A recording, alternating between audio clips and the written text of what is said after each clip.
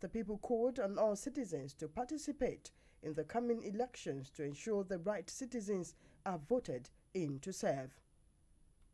You must have your voting card, because most of the votings is presumed. People are not voted and they say they are voted. But now we are aware that everyone is entitled to have his voting card, so that you will give your vote and be counted for. So when you give your vote, you are confident of whom you are voting. It's very difficult in Nigeria of today. We are just moving closer to getting things right. The very little that are righteous in the system, they still don't have that capacity to take over governance. So they still have, in the next dispensation, they will still have to mix up with the bad eggs there. Why they display their integrity, I felt gradually like that we will be moving steps closer to having things done right in the country, and then we can have those with integrity at the end of affairs. Every Nigerian should get their PVC. They show that they should vote and just leave everything in the hand of God, because it is only God that can rule this country, because no one is a saint, whether the present administration or whoever is going to come in. So everything remains the same. But we'll just strive in our own parts as a Nigerian to do our best. Then we'll leave the rest. That's also what I can do. And as election is coming, let us vote wisely. Put about tribalism, religion, all those kind of stuff away. We are one Nigeria. I will need to do the reality. Until we do that, things will not begin to change.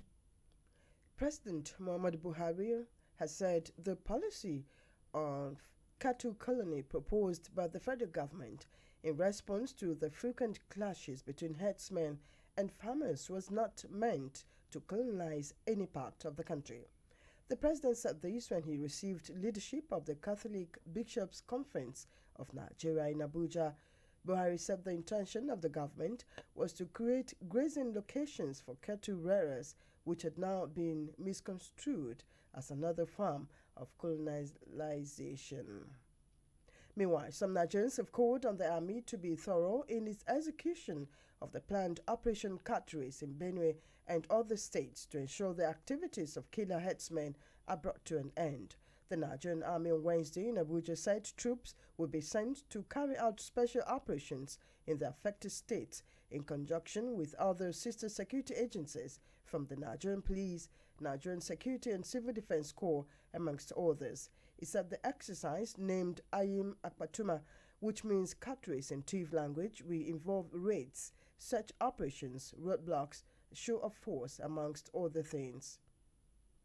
That is the right thing the government should have done all this while. Whether we like it or not, to an extent, our security formations have been trying in their own little capacity, whether with the availability of the necessary equipment for them to get this done. But now that we have them there, to an extent, it will curtail the excesses on the herdsmen and the insecurity in that end. So I felt it's the right step that have been taken in the right direction. Security and insecurity in our nation today, it's not about leaving everything in the hands of government. Well, the government are trying their own bit, they're playing their own role to ensure that this menace come to an end. But it's left to the residents or the inhabitants of that community to also play their own parts. The best lie one can do for himself is when you lie to yourself. They should deploy more policemen and other security agencies to those areas, ensure that they put all those things in order. And I believe it's going to come to an end. When an issue comes up like this, that will warrant any operations, instantly when it happens, let such actions come up. But not when the people have run away and disguised themselves somewhere else, and then you go for innocent people. Innocent people who are living there will be held responsible.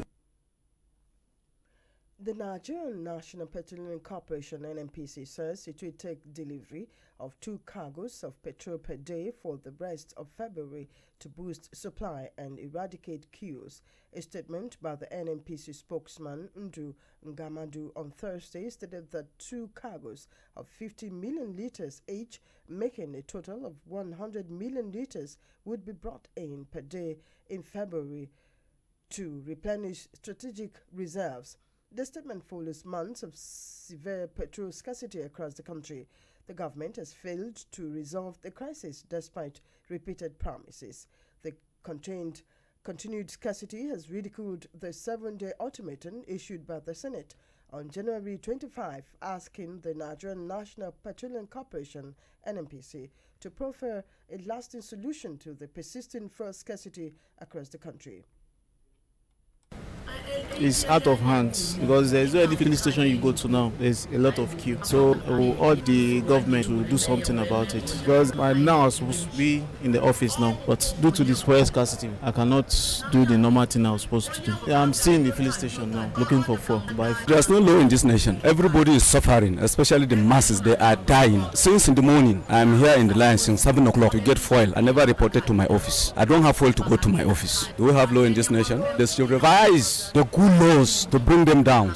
I've been on this queue for like an hour plus and I haven't been to work, which shouldn't be the right thing anyways, but the queue has been long, so I've just been pushing and pushing. I really don't know why, but actually I hope and I pray that there's a new mandate to make it stop. The government actually should ensure that since we have the resources, we should make sure that we don't lack this thing and we don't suffer. So going forward, I hope the government will do better and make the situation a better one for us and make the country a better place. Not for people to continue to relocate out of the country. Before the thing no dey be like this now. At least there's no anytime when they get first card, but they last like this. But it's getting to 3 months now, which is not good. So we masses we are suffering. Make government just try to find solution to it. We are suffering concern this fuel, and we don't know how much time it's going to take before this thing will resolve. So actually we are here facing it because you can't say that there is no fuel and you cannot move out. So you have to join this queue, and you see everywhere is so tight and people are dragging. So we are begging and you're asking government to do something about this.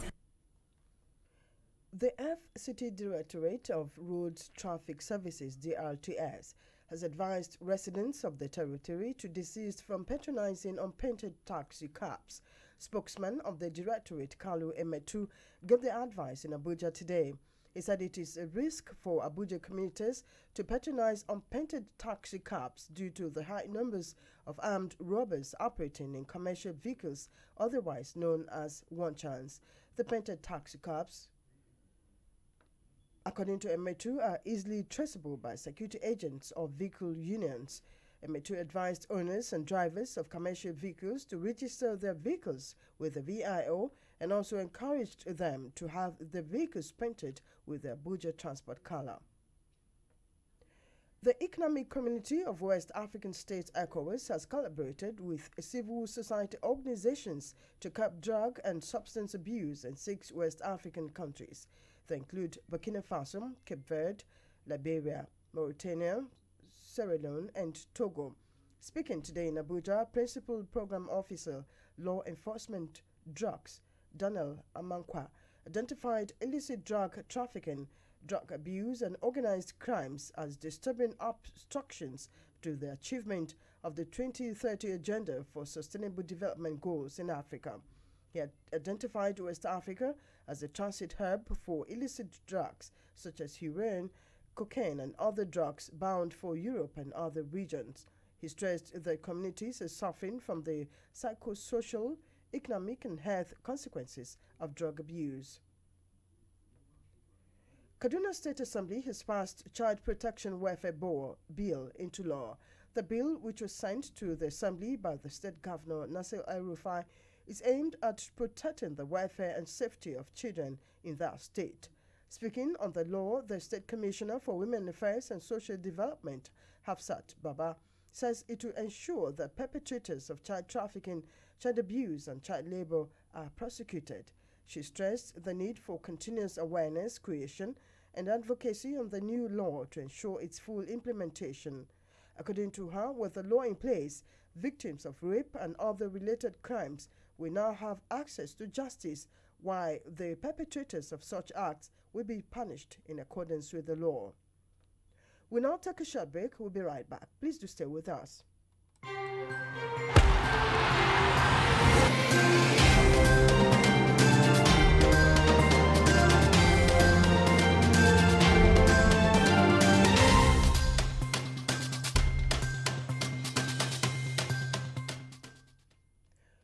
Welcome back.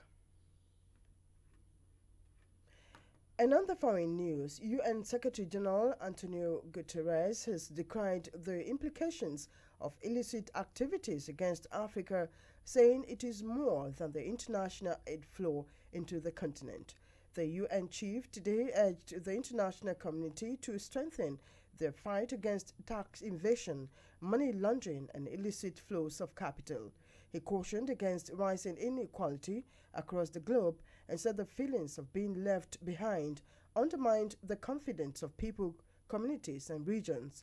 He said climate change, rapid population growth, unplanned urbanization, large-scale movement of people, food insecurity, and water scarcity also contributed to further threats to global security. The UN chief called on all actors to create conditions for transformations to be observed by the society to enable people to adapt to new scenarios. Meanwhile, President Donald Trump has signed a crucial funding bill today, ending the second U.S. government shutdown in 3 weeks. The U.S. Congress had passed the crucial federal spending bill on Friday after hours of delay, sending the measure for President Donald Trump's signature. The House voted in support of a bipartisan package that extends funding until March 23rd. The bill would break the cycle of government funding crisis in time for what is set to be a bruising campaign for November's midterm elections. And in sports, Team Nigeria has won a total of 21 medals, leading the medal table at the ongoing Africa Wrestling Championship, holding at the Alfred Deputy Spieth Civic Center, Port Harcourt.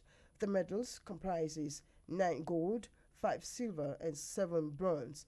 In the women category, the team won 10 medals, 6 gold, 2 silver, and 2 bronze, while men have 11 medals of 3 gold, 3 silver, and 5 bronze. The medals were won in the concluded events of cadet freestyle, cadet Greco-Roman, and cadet women's wrestling. A 16-year-old Stephen Akintewe of Akure High School, Akure, Ondo State, won a gold medal in the 60 kg cadet. And that's the news for this hour, but we'd like to remind you that Senate is set to deliberate on state and community policing.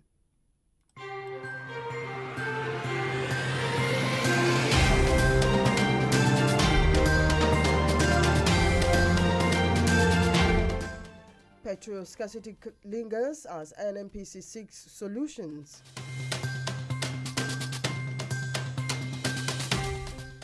On the foreign scene, President Donald Trump signs bill ending U.S. government shutdown. And in sports, Team Nigeria wins 24 medals, leading Africa Wrestling Championship. And that's the news for this hour. Thank you for listening. My name is Oikeke Igado Kure.